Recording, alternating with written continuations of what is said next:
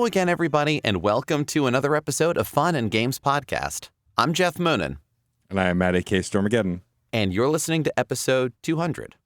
And this episode, we have been assigned to a being called the Batter. The Batter has an important mission, and we need to be sure that it's accomplished. And to help us in, accomplishing that mission, because it's been a long time since it's been easy to play the game off, but it was recently remastered through Fangamer. We are joined by co-founder and studio director of Fangamer, Ryan Alyea. Thank you so much for joining us. Thank you for having me.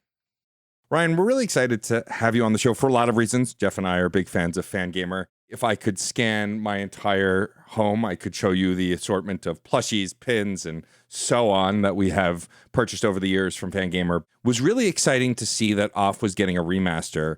I was familiar with the game vaguely because anyone who's played Undertale and Earthbound has probably heard of Off. It's in those same conversations, but I'd never played it. As someone who is an Undertale super fan, I was like, all right, well, this game I know influenced Toby Fox, among other RPG creators, and so I really wanted to get my hands on it. And what I ended up playing was probably one of my favorite RPGs in a long time. And I guess to start, I just want to talk about before you guys remastered the game, before you teamed with the Unproductive Funtime folks to make that happen, had you heard of Off? Were you a fan of the game? Had you played it previously? Yeah, I certainly have played it in the past. I was from the Starman.net community, so if you're not aware, very short version of that. Starman.net is the Earthbound community that started in 1999 and is still going to this day. It's where a lot of games came from. The Earthbound community has kind of gone out and done our own titles, if you will. So Undertale being the most famous of them, but Off also was very popular within the Starman.net community. So that's certainly where I heard of it and where I got started with Off. Off was a game that I was familiar with when it first came out, and was that kind of like, oh, I'll get to it, and of course it falls off the radar, and so it's fun that it's back here. But going back to it and playing it, it has very much a lot of RPG Maker to it, and that makes sense. It is an RPG Maker game. And thinking of a lot of other contemporaries of the time, I do now wonder how many of those started on Starman. It's possible. At the time, I would consider us to be one of the top RPG websites, even though we had focused entirely on Earthbound. It was just kind of how the community was, and we were very open. We had an entire section called the games section where we entirely had fan games, mostly just related off of Earthbound sprites or something, but even games that were kind of inspired from Earthbound, something that is today kind of almost cliche and memey, if you will, right, in the RPG space, but it was something we had certainly fostered for people to do. Now, Off actually was not directly inspired by Earthbound, surprisingly enough, even though you have the Batter and the RPG mechanics, but, became popular within the community because of the style of game. Yeah, much like Earthbound, much like a lot of the sort of games that we're all talking about here. I mean, yes, games based off of Earthbound has that cliche thing now because it's that same way of, I think it was Velvet Underground, where it was, 10 people went to the show, but every one of those people went on to form foundational bands kind of feeling. Right. It really is just going by, you can have these sorts of gameplay experiences, but you don't have to be beholden to specific conventions of a child in their pajamas with a baseball bat and pachinko number health values can save the world. And so too can you have zine-based graphics and, have, just because it's a Batter doesn't mean it's Earthbound. It's playing with your pieces and playing with the dolls of it all and finding something unique and fun with it. Yeah, exactly. And that's kind of like the base history of it, and certainly goes on because you had Toby's Halloween Hack, we had Off, we had a lot of other games come into our community, and Undertale was essentially the community growing up and going beyond just Earthbound itself. Talking about Off specifically and this opportunity to remaster it, work with a bunch of people from that community to add to this remaster remake, as it were, I'm curious how this came to be. Obviously, Off has been out and in existence in 2008. It took some time after that to get a translation patch into English and then got into the hands of the diehards. But now it has an official release on Windows and on Switch. Where did that conversation start? Was that something where you guys reached out to Mortis Ghost? Was it something where Mortis Ghost was looking to re-release it? How do those conversations start with a remaster remake like this? So it came across my desk in this way. We were in discussion to do some off merchandise. And we were like, well, how can we be able to support the original creator of something that was very influential? And we were talking mostly amongst ourselves with Mortis and with Toby for that matter. I got it in my head that I was like, hey, I can just put this onto Switch. Like, I have all of the equipment, I have all the knowledge, I have the know-how. Let's do it. Famous last words, certainly. RPG Maker is a little harder than you think to put together, but now I can say that, like, yeah, the product's out, the product's shipped, you're able to play the game. So something that was able to get done. I will say that the development experience has been a little mixed, mostly because of having to respect the past while being able to keep updates in the future while still having that technical emulation layer as well, right? So there's a lot of different balancing that you have to do. Were there any particular aspects of the game that Mortis Ghost or anybody else was being like, you know, if we have another chance to do it here, can we clean this up just a little bit, like kind of thing? Oh, the combat, certainly. We had a few ideas that we were playing around with, but ultimately we decided that the style of combat that we went with was something that's a bit like respectful towards the history of the game and kind Mm. of RPG makers in general. So that's why we kind of went with that ATB style combat, something that was very close to what was in the original game. And the reason to do so was because as we got further along and started marketing and putting the game together and like, how are we going to sell this? And how is this going to be like worthwhile? And what makes this worth remembering? I saw a Steam review pretty recently that actually made a lot of sense to me. And it was like, so you know how you go into like a film history class and you go and see like the classics and it's like, I'm not going to name any particular movie, but like you know what I'm talking about. You see those movies, right? Right. And it's like it was made in the 30s, it was made in the 40s, made in the 50s, and they didn't have all that technology or something like that. I look at this in the same way where it was like, no, I want to have everyone have that 2008 indie RPG maker experience, but I want to like package it in a way that can be sold on a Switch, put on Steam, and have it be played on a much longer scale than whatever the original executable can go for. You don't need to do font playing around with, while also, like I said, with combat and a few things. Like, let's modernize a little bit of it so that we can be able to have the game be played by a modern audience and still appreciate it while still having that 2008 kind of RPG Maker feel, right? Something Yeah. that feels a lot like, oh, you were putting together pieces off of a shelf. Some things like the combat got updated. And so the combat was entirely updated, but it still looks and plays like it does in the original. It feels a little different, but it also still has that same, like, yeah, you were just using pieces and parts that were available in the engine type of feel to it. Because we kept a lot of the spells and everything the same as it was. Fantastic. Well, I mean, it sounds a lot like a localization process where you are trying to, not necessarily through language or culture, but by moving how an experience felt and maintaining the spirit of that and the best that you can, even though it's still just PC to PC or just putting it on the Switch.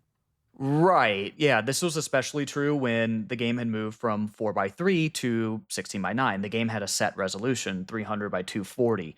And that was just the resolution of every RPG Maker game in that particular engine. Yeah. And so, how do you get that game to be playable? And of course, we had a lot of ideas on what to do, but we copied a lot was came before us. We had the dynamic backgrounds, and that came entirely from Undertale, right? So it was the Hmm. same concept there.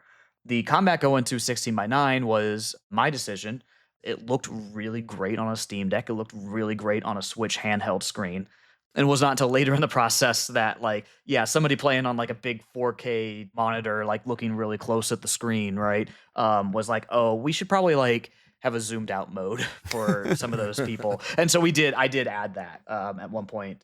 I can't remember if that was added to the demo or I definitely was in the. It's in the game now. You're right, though. So it is modernizing. So that's why, like, the combat is kind of 16 by 9. The interface is kind of like a mix between Persona and Mother 3, essentially, especially when you want something that's kind of 16 by 9. So Yeah. how you can represent that on the screen, but still being representative of the original sprite work, the original background art is still there, right? It's still being played to you, but just in a slightly more modern, updated format. Makes sense. Playing it on the Steam Deck, which is how I primarily played it. I played the final act on my monitor mostly for screenshotting purposes. You can take screenshots on the Steam Deck, but it requires a lot more finagling to get it onto your computer and all of that. But when I was playing it on the Steam Deck, I was really taken aback. I really enjoyed the look when it would go from battles to like the dynamic pillar art. Right. It just worked so well. It got to a point where I stopped seeing the pillars. They were just part of the game. Like I wasn't seeing them as screen borders to like fill in the screen like you think of with a lot of the boxier old resolution games. They just became part of the world because of the dynamic pillar art. And then it wasn't until like the final act and I was like, oh, I can pick the one I want. I can just have one on all the time, and started to do that as well. Going from exploring the world to the battles and it just jumping to that full screen, it just felt like a natural evolution. I have since watched some video essays, because of course I did after finishing this, and like seeing clips of the old game, and really shocked to see that a lot of the basics are still there. The graphics aren't that changed. The differences I noticed were the readability of the UI, the pillar art, a lot of the other stuff that just to fill out the world and make it feel more modern, which I think only enhances this experience. It still felt like a game of a certain time that I was excited to dive into, but with these like modern twists that make it feel more accessible to those who maybe don't have access to those older versions of games, or just don't play those older versions of games, or have those platforms that the games might be on. Right, yeah. That's why we focused on what could we add to the experience, and there were some things like the pillar art, updating the combat, at least the combat numbers, to make things feel more cohesive. We didn't have the RPG Maker style menus. We made up our own because it was fun to do. Stuff that makes it look like a more cohesive package, but at the same time, it's like, what if we just updated off like 13 years later? Like we had a little bit slightly nicer engine. We had a few extra graphics. I think there's like some additional animations that had occurred in the game that was not in the original, but there wasn't that much that was truly added, right? It was something that just makes it so that a modern audience didn't feel like they were sitting through like, again, the original game, the combat was very grindy, especially on the boss battles were very spongy. So we're like, no, let's make this a much more interesting experience. That isn't to say that we like, oh, well, you just reduce some HP numbers. It's like, no, we're going to make it a much more dynamic, more intensive experience. For example, Didan in the original game just kind of was this bullet sponge, but we added the concept where, no, he adds haste to himself like halfway through the battle. Little small things like that, but we didn't really make too terribly many changes. Something that makes it more interesting, more dynamic, something that you expect out of something that isn't from 2008. But at the same time, you still want to be like, this could have been possible back then if there was only like a little bit more into the engine, but not that much more. Yeah, because the core of the game is solid, and the design and what the story that it tells is what has made it so enduring and was what made it a cult classic. So it's not as if you need to really get under the hood there. It's just, like you said, a few tweaks here and there. Exactly. I am curious, talking about the story. Obviously, this was a game that was originally, I believe, French language, and that was then eventually translated to English through a fan translation. I'm curious, how much did you guys use the fan translation at all as a reference? Did you just translate it yourself? Like, I'm curious about the localization of this game now that this is a official release on modern platforms. Actually, so what we did was we contacted the fan translator and purchased the fan translation. You know, if we're going to do some shout outs here, Quinke, who was the fan translator, has a Kickstarter going on right now for their next game, Blank Sword. So amazing. Definitely go check that out. Fantastic. But yeah, we had engaged with the fan translator and we purchased that so we can use it. But then we also went through a process of LQA where we had the French to English speed checked by a French speaker as well, a secondary French speaker. And then we also had Dan on our team who does game scripts professionally. So not just for Off, but for other games as well. Go through and just run through the script and just update it, make sure that everything makes sense, that it flows well, that there were some inaccuracies in both of the fan translations. So there were two, colloquially known as Off 2.0 and 3.0. We did go through and update to the best of our knowledge, and that included both Dan and myself going through a French to English dictionary, making sure, are we accurate here? And of course, we have access to Mortis and ask questions, but you know, when a game is 17 years old, it's a little harder to be like, so what were you feeling like, 17 years ago when you were in a college dorm? And it had a lot of fans that are all bringing their own interpretations, and heaven forbid you go off their like golden path here.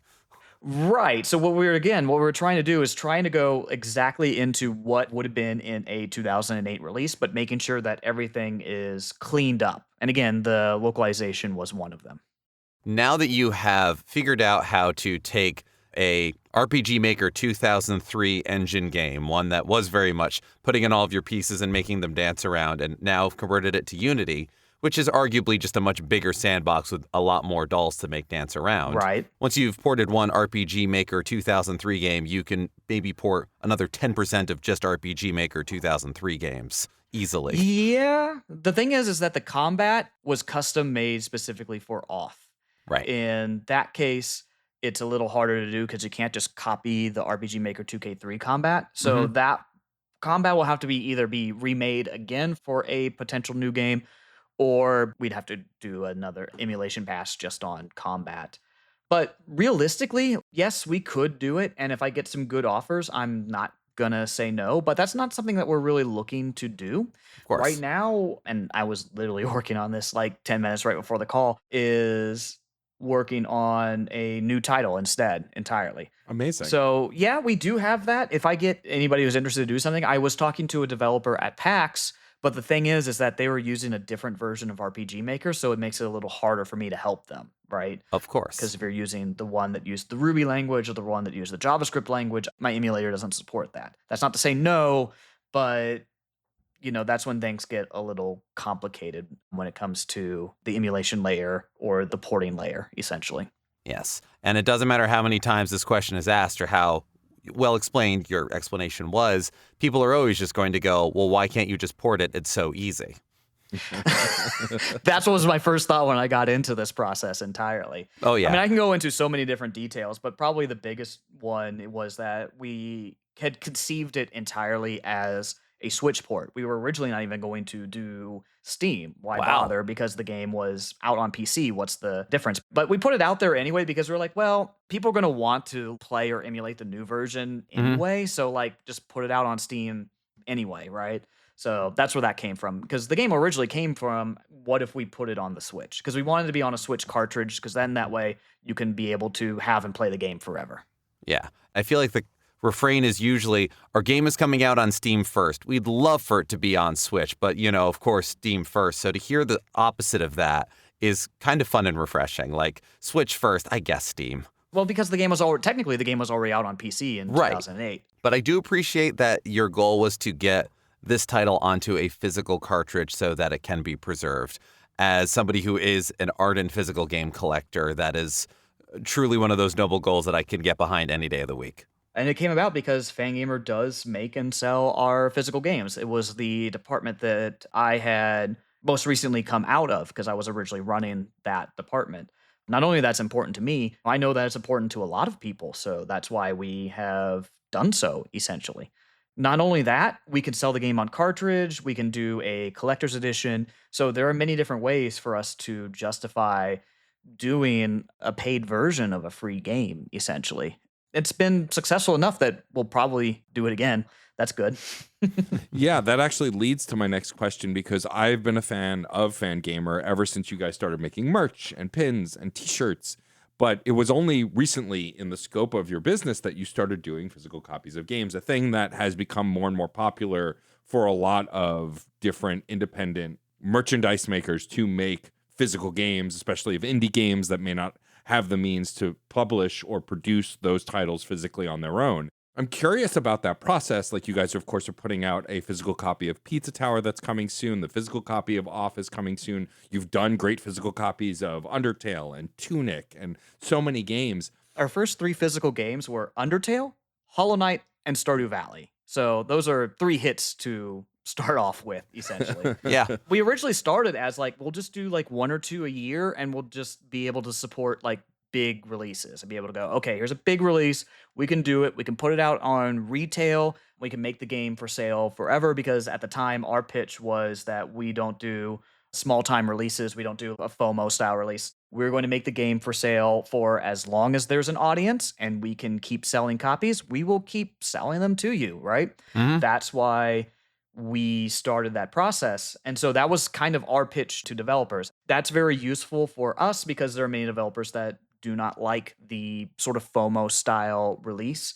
I understand that. I get it, especially for certain titles that may be the only way that you can be able to get copies sold to do so. So we Yeah. focus more on the sort of titles that would be able to have that longer tail, those evergreen sort of styles. Those games that would have 3 years, 4 years, 5 years, still have a few people come in and purchase copies, right?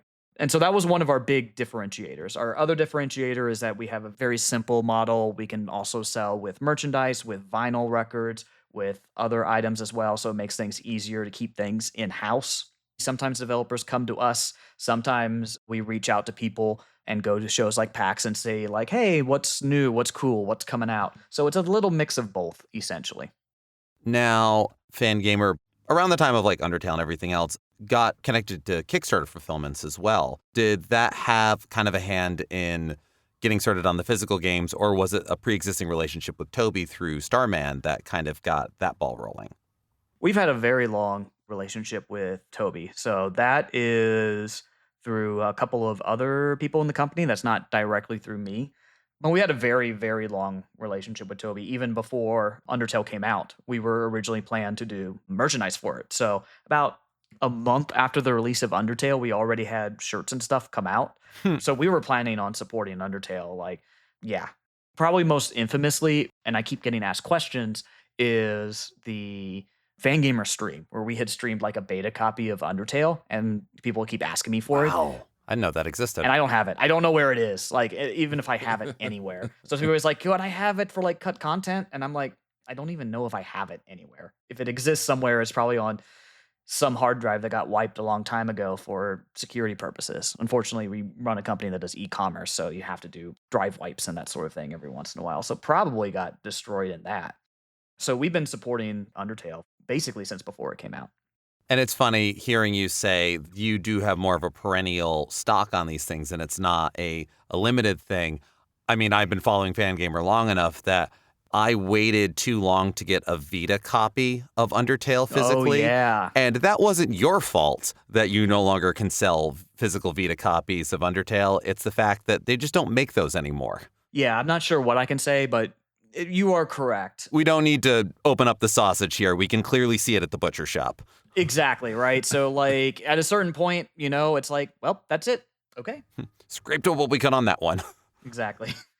To take the conversation back to off for a minute, I want to talk about the music because this soundtrack slaps wall to wall and has some of the coolest, weirdest bangers I've ever heard. I can't get that battle theme out of my head. No matter how hard I try, it just sits there. It's incessantly jazzy. Was there any tweaking to the music, or is that all just from the original game? So with the original game, we did not have any of the tracks from the original game. I don't know if you know about this, but we actually had to remake the entire soundtrack from scratch. Oh, wow. The dev team and I were devastated when we learned that ultimately we couldn't have the original tracks. Now, the reasons are very complicated. It's when things start getting into like YouTube, who does what and when, Right. and the fact that the original soundtrack had a bunch of samples. So like it was a very complicated thing. Oh, yeah. It was Yeah. complicated to say the least. There have been people who have asked ACC about why he didn't participate, and I would just tell people like, hey, go look at the statement that was made. That said, once we got over our little depression that we couldn't get the original soundtrack, we went to our friends. So we went to Toby, we went to Night Margin, we went to the Omori team. And so we were able to be like, hey, we can't get the original soundtrack. We're going to make new tracks. Can you help us out? So Toby made combat tracks. Night Margin contributed a few tracks. Banshee Beat from Omori contributed a few tracks. And then we had Mortis come in and help out. And so Mortis had Morosk, who did Stray, and then a few other titles as well. So like those big like industrial tracks, most of those were done by Morosk, which was great. One of my favorite tracks was like Door Slam Extended, which was the battle track at the end of Zone 3, which was just absolutely nuts.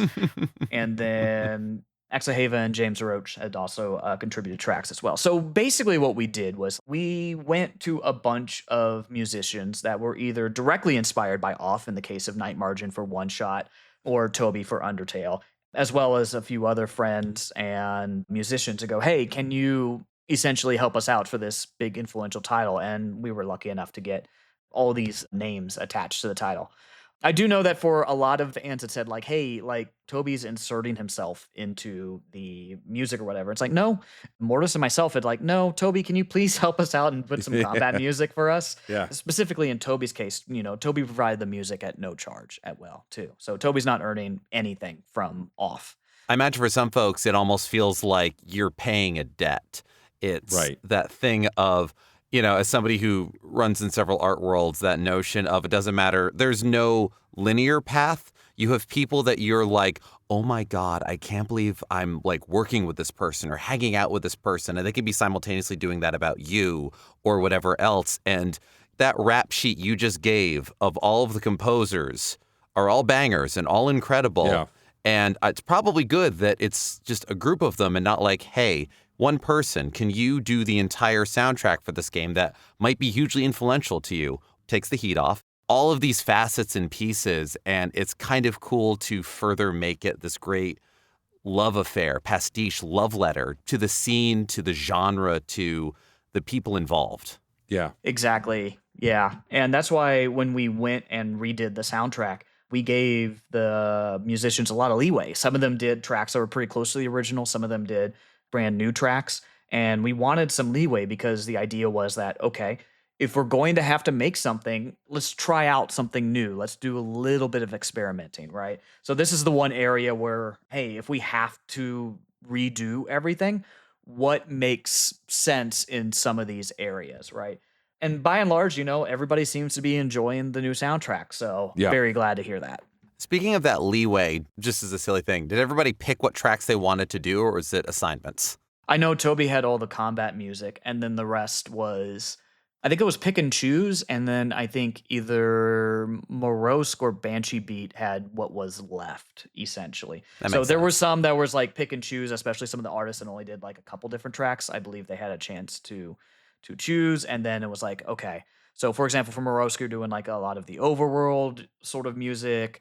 For Night Margin, it was a lot of the Hugo-based music. Mhm. So a lot of musicians ended up taking up different particular areas more than anything else. Well, that also helps each of those areas get their own vibe and their own feel. That's pretty cool. Exactly. Yeah. It's an opportunity for fans of this game or folks who admire Mortis to reinterpret and like make it a part of their own world as well. There's that old saying that like, okay artists borrow, good artists steal, right? This idea that when you're making something, there's no such thing as stealing, in the sense that if you're inspired by or influenced by something, it's part of who you are. It's not that you're taking it from someone else. You have made it a part of you, and your reinterpretation will not be the same as someone else's. Yeah, I think the soundtrack is incredibly addictive, incredibly catchy, and bizarre as shit, which is the idea. Yeah, exactly. Considering the entire game is. And like, Yeah, this is my shit. Love it. the thing about Off that I think is really fascinating to me is I like games like this where there is a story, and what that story is open to interpretation, and yet the plotting of the path is pretty cohesive. It's pretty like straightforward. Point A, point B, point C, end of game. But what that means is a whole other level. We've seen it with Undertale for years, and I'm excited to see this kind of reinterpretation now of Off. Like, I went, of course, looking for video essays immediately after finishing it because I wanted to know what the hell I just experienced. And most of the videos I found are 2, 3, 5 years old of people interpreting the original game. And so it's so exciting to me that now there's this whole slew of creators, myself included, who had never gotten to experience this, that now for a whole new generation get to not only re-experience it, but share it. Because oddball RPGs like this exist, but I feel like they're less common than the more straightforward, to throw a large company who cares under the bus, Final Fantasies, where they are more often than not very straightforward, fairly easy to interpret, not that bizarre, with some exceptions. Whereas this is like reveling in the strange, and reveling in the strange in a way that they don't explain is, I think, the strength of this game, right? It takes me back to why I love Scott Pilgrim so much, because it's bizarre from moment one, and it never stops to explain to you why it's bizarre. It believes in itself, and it doesn't remain beholden to something just because others did it before. Right. I like the idea of any media that just exists in a strange place and doesn't stop to explain to the person experiencing it, here's why it's strange. They just go. Like the opening moments where you name yourself and then the batter addresses you directly, and then it talks about you to the judge in the opening moments. Moments like that have happened in other games and are equally powerful, but there's something about it in this game that I went, oh, I think I understand this game now. Those opening moments with the judge kind of explain everything about what you're about to experience. And this isn't like a spoiler, or perhaps a spoiler of like literally the first 2 minutes of the game. Yeah. Right? And it just gets started from there. That's like saying the opening song to Teenage Mutant Ninja Turtles is a banger. Like, oh, thanks for spoiling that. Yeah. It is an interesting needle to thread because there are games that are made in whatever version of RPG Maker or RPG Maker-like engines that play with the relationship of player and avatar, or question the notions of storytelling simply because they are, that play with the idea of all of the judge's multifluous polysyllabic explanations for the mechanics of the world around you and for why and whenceforth ludonarrative integration, just talking about combat systems, is just having a bit of fun about it. It's easy to do that, but it's not easy to do it well. And it feels like a magic trick every time it lands. Yeah. I definitely got to give credit to both Quinn, the fan translator, and to Dan, the script supervisor for the remake of Off, for the judge's text, because that was one of the ones that we like really actually argued over in the development team, over specific words and interpretations of how to get things out into everything. He's the first character you interact with, and he is such a constant. Right. And so we were, what does this word mean versus this word mean, and that sort of thing. So there was actual like arguments within the development team when we were rewriting the script, especially when we need to make additions to, you were talking about the combat, and we're like, okay, well, we have to make some additional text that explains the new combat, right? And so how would the judge explain that? One of the things that I'm very happy to see, especially when it comes to the reviews, was how everyone was very happy to see the new translation from French to English, the new localization. That means that our efforts that we put into it were worthwhile.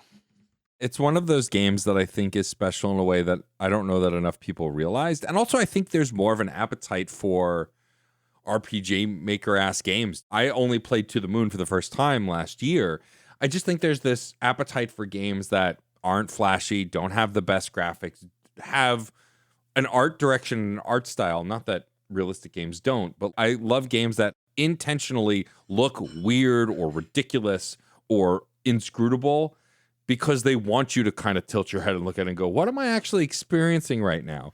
Like the fact that the batter's sprite in the battle is this frozen pose of almost like a Topps baseball card batter that's always in that pose and never moves, right? Shake the paper doll. Right, but it says something, right? It presents something. Or even things we see later that I won't spoil and say the final battle of the game and how that interpretation is, right? I think the inhumanity of a lot of the character designs in this game just add to this bizarre and interesting world. I'm so glad that it's more accessible for folks. I'm so glad that you guys are going to be selling a physical copy early next year. Mm-hmm. Pre-orders open now. Yes. Games like this don't always get a second chance like this or new life, right?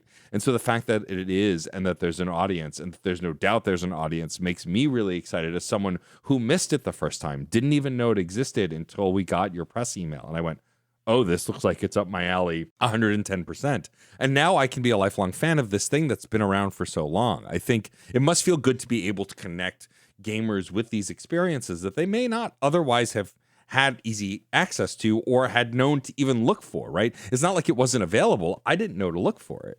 That was actually something that interests me as we were going later on, that we had identified essentially 3 different audiences for Off. And the first was obviously fans of the original game, right? Right. So that was like kind of like your center of the target. That's who you really want to go for.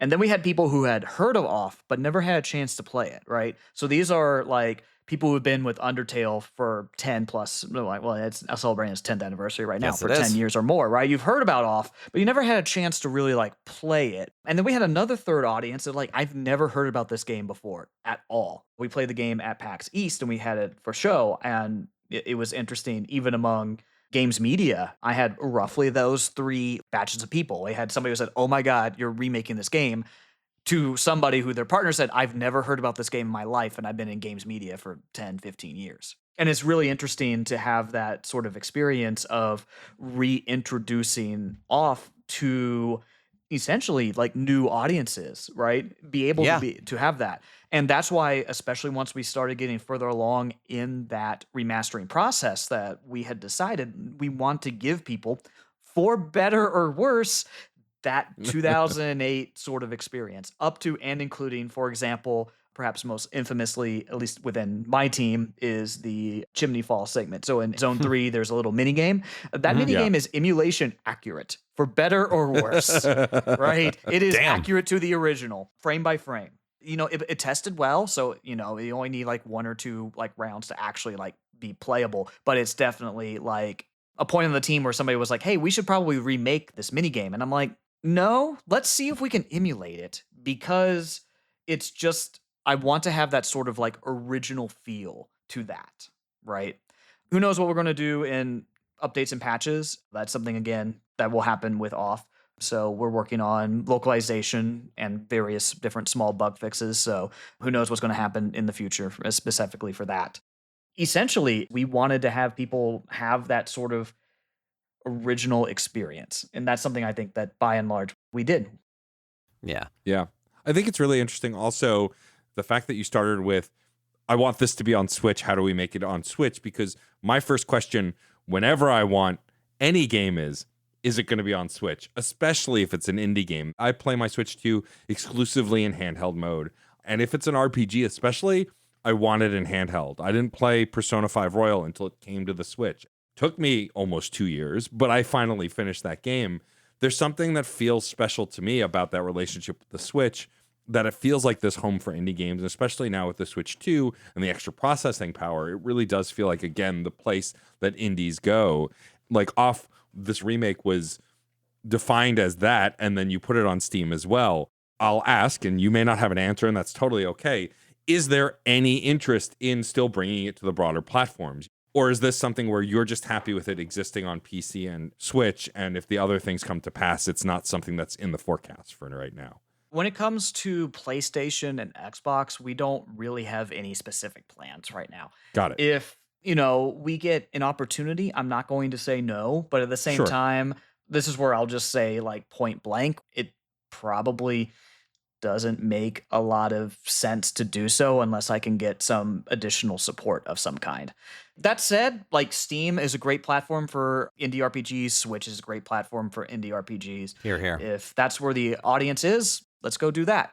Again, especially for something like Off that's a re-release of a free title, we were looking at reducing development resources. So that's Sure. another big reason why. We are a very small team, and so we can only do so many platforms at a time, especially when we're the ones doing the porting in-house. That makes total sense. That leads me to what you teased, that you are now moving on to an original project that you guys are working on. That must be really exciting, because for the most part, you guys have focused on re-releasing physical ports. To go into an original title, are you excited to bring your experience and love of video games? Without having to reveal any details, are there things that you're excited to like bring to that, to throw into this brand new game? Yeah, without going into a lot of detail, because I'm not sure how much it is, like, I'd say you probably see it in about 3 to 5 years. So there's nothing really to say, like, Right, of like course. here, we just literally released our game and we're working on patches, right? We don't have anything. But I will say is that we are interested in sort of things that are out of the regular box, right? Out of the Right. regular sort of games that the genres or the games or the game styles that might be more familiar with, right? We have a chance to do some experimentation. So we might see some interesting sort of experiences, something that might be a little kind of the same, but also kind of a little off, if you will. But that game is definitely going to be something that I think would be worth everyone's time. I'm certainly excited to share it, bring it to people. Right now, we're still looking at doing like additional localizations for Off. So at the same time, it's like, yeah, I would love to get started on this project. I've been doing a little bit on the side, on the same time, our number one focus is getting the last parts of off out. And that's like I said, localizations and like patches and that sort of thing. For as good as the game is, we can always make it just that much more better. And it feels nice to close those off, cross the T's, dot the I's, and go, cool. Okay. Exactly. Right. Yeah. I have a set of patches that I'm going to come out some point soon that just fixes a lot of like the really small things that people have been saying for. There's nothing major, but there are like rare instances of like, you do this in this rare time, and then it's like, okay, I guess I can patch that out. Right. That sort of thing. You know, we want off to be the best that it is, especially when we want to put it on like the game card, right? So that's why the game card, the physical, is not coming out until Q1. And the big reason why is because we want the version that's on the game card to be like a really, really good version and not just, oh, you just have the initial release, right? Right. Because there's always going to be bug fixes. You know, Switch even had a day zero patch that I don't think anybody got because it was patched before the game came out. Oh, goodness. And there is always that feeling of like, well, I paid for this physical thing and now I have to go on and get the patch for it and do the et cetera, et cetera. That's always a thing that's being chased nowadays. Yeah, and that's largely unavoidable. The good news exactly. is that on the developer side, it's very easy. You just say, I just made a patch, and it goes out to everyone, right? So it's very easy to do. That said, for off, we're always planning on maybe looking at, who knows, in the future, we might do additional localizations or something like that, get a good opportunity. So I'm never going to say, oh, the game is 1000% complete. But like, there will be a point where we'll say like, yeah, we pretty think that there's not going to be anything like new on there. And I want to make sure that even if you get the first edition, that even the first editions are a quality release. Noble goal. Yeah. Now, a lot of the titles that are on Fangamer that are published by y'all are fantastic indie games across a lot of different genres and across a number of years that are absolutely the sorts of games that I, for one, do not want to see disappear, slip through the cracks. And so having a physical copy that can be on the shelf, something you can go back to, is amazing. And as somebody who has spent their entire life gaming, there are so many old PC games that I'm left like, what was that one called? Or trying to find it, or trying to pull it from the ether and see if it wasn't just a fever dream I had once when I was 8. Are there any games from like your past or from way back when that if you could like snap your fingers and just go, I'm putting this on a game card right now? I'd have to say probably like the game that I had played the most. It was on PC. I'm trying to think of the name of the game. Because we grew up in the age of shareware, so there was always that like in the age of like shareware, it was a big thing. So like, yeah, and then you could buy like Doom on a floppy, that sort of thing. Right. Even then, I'd say that like it's already come to pass, but it was a big deal back then. And you mentioned Scott Pilgrim, where like because of the rights to the movie was kind of like in a weird position. It was really hard to like get that 360 game to be remade and re-released. I know someone did a re-release of that not that long ago, I believe. Yeah, it was a limited run, yeah. I believe so, yeah. Yeah. So that was one that I was really excited to see come out onto physicals. When it comes to my childhood, like it's a little harder to define because like I played like a lot of like Tomb Raider, I played a lot of Super Nintendo games. So technically all those Super Nintendo games are already on a cartridge. I had an N64, True. I loved that, right? And even on the PC side, you still had PlayStation ports. It's really hard to say like right now. Yeah, I can think of a few games, but a lot of them are like, okay, so like for some reason I had in my head a game that had popped up. Okay, so it's like a Populous clone called Ultimate Domain. Right. All right. So it's been a while, and I think that's one that's like not on GOG, or maybe it came up a long time ago because I never played Populous. I always played that one, which was really strange, and so it was more like medieval themed rather than like Athens or Greece or Rome or something. Okay, yeah. No, that's one that like it got an iPad release in 2011. Wow. Okay. Yeah. That's about it, other than the, Amiga MS-DOS days from just my very brief search right now off of what you said, because this is the first I've heard of that game. Yeah. There was another, and it was a Civilization clone called Master of Magic. Now, that one I know was popular enough to get like a GOG release and a few other re-releases as well. Yeah. If you want to go into like DOS clones, like I played a lot of those. I never played like the original games. I always played like the budget clone, if you will, or even like, again, Master of Magic is great. If you've never, if you want like a Civ 2 game that's like very deep and in depth, definitely recommend Master of Magic. Amazing. Yeah, I grew up playing on a Macintosh, so what scraps I could get, I made dance. Yeah, exactly. And we all At least had on the our own Mac, version you of had, that. what was it, Marathon? What was that Yeah. Bungie's game? Yeah. Yeah, it was Marathon. I lived on Blizzard games mostly. Yeah. Blizzard was one of the few that actually made Mac games. And I think it's still like, I remember having my little StarCraft edition. I think I moved to college and got like an iBook or something like that. And I was like, there's no way this would work because it says Mac on it and it still worked. And I was like, oh, I could play StarCraft on my iBook. That's kind of funny. Right. And play it online and everything like that. And being able to carry those with you and play them on wherever you are is a great feeling, an important feeling. And that's why it's great that y'all are putting out the titles that you are amongst all of the other cool merchandise and everything else. Like, I bought 2 Katamari Prince plushies at PAX West. One of those is a gift for a child. The other one is so that I can give it as a gift to a child and not be mad. But so this sort of preservation is key for all of these reasons. Yeah. I mean, before we go, I also want to share a story that I've shared online before, and that I don't know if it ever made its way to you, Ryan. This happened a long time ago, but Fangamer also holds a special place in my heart because I was displaced due to a fire during the pandemic. We had lost everything in our kitchen and a lot of stuff in our bathroom. We were able to salvage stuff from the other rooms, but there's a lot of water damage and mold. One of the things that I lost was the pipe mug that you guys make.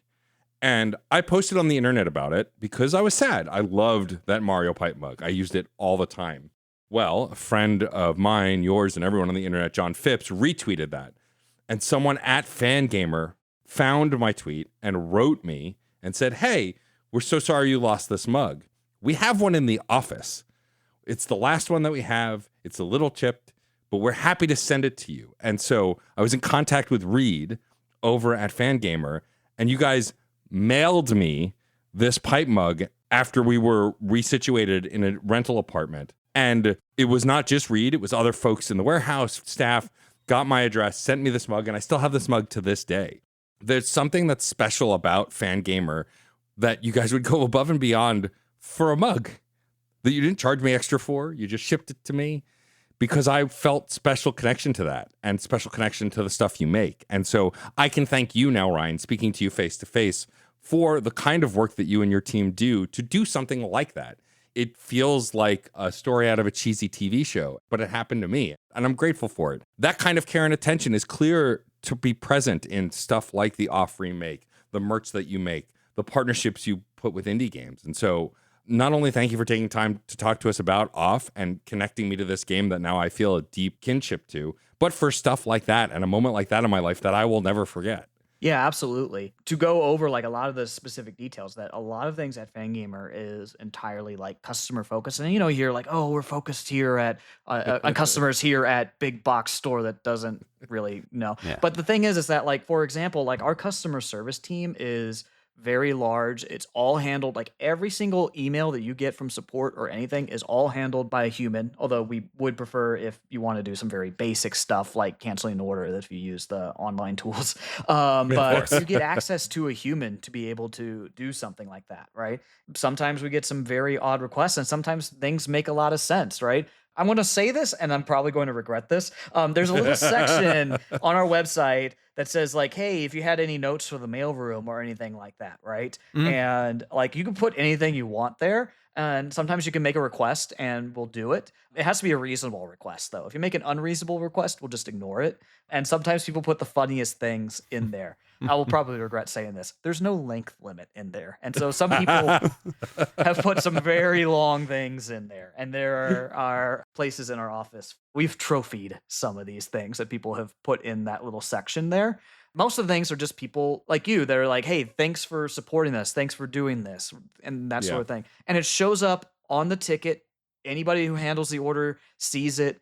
And it's very helpful for anyone, whether you've been in the mailroom for 20 days or 20 years, right? It's still very like encouraging to see those messages. So if you put something funny or put in a request, you might end up on in our wall of fame or our wall of shame.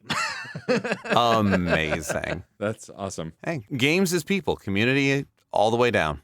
Exactly, right. And we're very grateful for all of the gaming community at large. We just want to like do what we can to just give back to everyone, whether it's remaking your favorite old game or putting out a t-shirt or a poster or a plush or something that you're really excited over. We want to do it in a way that truly celebrates the game and not just is a tiny little thing that you can purchase. Like you're actually like participating in a community at large. And that comes with the name Fan Gamer. We're really grateful just to have the support of everyone to allow us to keep making what we make. Well, thank you for that, Ryan. Thank you for joining us for this chat. It's very exciting to get to hear this side of the conversation when it comes to a remake and how you guys partner with the original team and how these things come to light. This has been an incredible conversation. Geoff and I are both grateful for your experience, for the ability to have gotten to play off and to celebrate this game that is almost 20 years old, which makes me upset because I feel old. That's definitely like, I would like to not be reminded about age at this point in my life. How about that? I'm still playing games. I'll count that. Yeah, exactly. Hear, hear. But thank you for taking the time. This was a wonderful chat, and we were so happy to have you on the show. Thank you very much. Thanks for having me. And people, if they haven't played Off yet, they should go check it out. If they are interested in getting this physical copy or seeing what else Fangamer's putting out there, fangamer.com is a great place to go. Every time I go there, it is definitely a battle of wills to not buy more stuff. And I should get better at my impulse control. This is a test that I like to give myself. And God damn it, isn't it a wonderful problem that there's so many wonderful things in one place? Absolutely. If you want to go check out Off, you can go to offtherpg.com and get more information about the game too. There you go. And now we put it to you, listener. Where in the three camps do you fall? Was Off a game that you played and are excited that it's back? Were you like me and you heard of the game and it was one of those like, oh my God, yeah, okay, yeah, one day, and now here it is and it's a second chance? Were you like Matt and had never heard of it before and now have the delightful experience of getting to enter the world of Off? And I'm sure there are so many other games that have these sorts of experiences for you because, again, we don't know all of the games and there's some weird shit out there. Please, if there's other weird games that we are sleeping on, let us know. Let the people who put games together know. But, I can just control letting us know. So reach out, get in touch with us. There's so many great ways to reach us. We are Fun and Games Pod across all social media that we are active upon, which as of this episode is Blue Sky, Instagram, and Tumblr. You can email us at funandgamespod@gmail.com. Let us know what you thought of this episode, what you thought of previous episodes, what you'd like us to talk about, and who you'd like us to talk with in future episodes. This is episode 200. We have done more than 200 episodes of this show and more than 400 side quests. We have been doing this since 2017. We are excited to talk with more people about more games and about where everything is going. And hearing from all of you about that is more important than ever in going forward. You can visit certainpov.com and find not only other fantastic Certain POV podcasts, but a permanent invite link to our Discord server where a lot of these conversations continue and a lot of our topic ideas are generated. If you like what we do and want a one-stop shop of everything Matt and I are working on, or want to support us and help us continue this forward, we do have a Patreon, patreon.com/funandgamespod. There is a free tier, so you can get access to the RSS feed or get to vote on any polls that we put up, which is usually our console retrospectives. You can get them right there. We are so thankful and grateful for all of our Patreon supporters, and we want to shout out those on the high scoreboard. Today, the high scoreboard is Alex Lavelle, Case Aiken, Daniel Nyden, Sean Bowen, Film It Yourself, Patrick Edwards, Alejandro Alves, Curly Bright, and Chris Copleen. Thank you so much for your support. Please enter your initials. Letters are a stream of alphanumeric characters in a consistent font that are arrayed in an arrangement that allows us to organize or better touch with our digits. It is an essential element. The first of four. And of course, if you want a free way to help this podcast, the best way to do that is to rate and review us on your podcast platform of choice, whether it's Pocket Casts or Apple Podcasts or some other platform I haven't even thought of. You can probably rate and review us, and that helps push us in the algorithm. So when people search for Off, they will find us and probably many other far more intelligent video essayists going deep, which is taking all of my self-control to not go down that rabbit hole. And however you happen to brave the algorithm to find just off video game and find that and find us, whatever indie games we are all talking about, or whether this is your first episode of Fun and Games, thank you so much for being here. We couldn't do this without you. This is a conversation. Thank you for being a part of it. I'm Geoff Moonen. And I am Matt A.K. Stormageddon. And happy gaming. Hey, Oh, hey, Geoff. what's going on, guys? Oh, talking about Superman. Oh, cool. I could talk about Superman.